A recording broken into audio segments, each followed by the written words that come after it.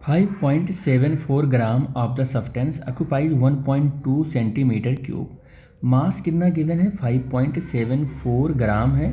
और आपको जो ये वॉल्यूम गिवन है वो volume V is equal to volume 1.2 centimetre cube है। तो 5.74 gram of the substance occupies 1.2 centimetre cube of the volume होना चाहिए यहाँ पर, ऑफ द वॉल्यूम, ठीक है, of the volume. Its density, और इसकी डेंसिटी कह रहा है कि कीपिंग टू डेंसिटी कैलकुलेट करो कह रहा है। लेकिन कैसे कह रहा है? कैलकुलेट करने के लिए कह रहा है सिग्निफिकेंट फिगर की चीज़ को ध्यान में रख कर कैलकुलेट करो, और जो आंसर आ रहा है वो आंसर यहाँ पर बताओ क्या होगा वो आंसर, ठीक है। तो हमें पता है कि density is equal to mass upon volume होता है, ये फॉर्मूला सबको पता है।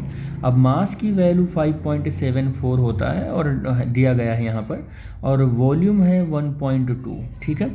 और इसको डिवाइड करोगे तो ये 4.78 आ जाएगा। जब आप इसको फाइनली डिवाइड करोगे तो डेंसिटी की जो वैल्यू है वो 4.78 आया। आपको पता है कि किसी दो या दो से ज़्यादा वैल्यूज़ को आप मल्टीप्लाई करो या डिवाइड करो तो जो आपका फाइनल आंसर आता है उस फाइनल आंसर में क्या होना चाहिए? Minimum number of significant figure होना चाहिए। Minimum number of significant figure, number of significant figure होना चाहिए, सिग्निफिकेंट फिगर का होना चाहिए। तो हम देखेंगे इसमें कितने सिग्निफिकेंट फिगर हैं? 2। कितने हैं? 2। इसमें कितने सिग्निफिकेंट फिगर हैं? 3।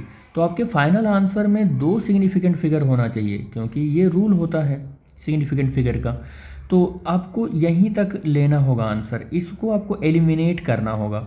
जब इस वैल्यू को एलिमिनेट करना होगा तो इसका कंपैरिजन हमको किससे करना होगा? 5 के साथ। तो हम ये पाएंगे कि ये वैल्यू 5 से बड़ी है, तो फिर हम इसके पहले यानी प्रीसीडिंग वैल्यू में एक ऐड कर देंगे।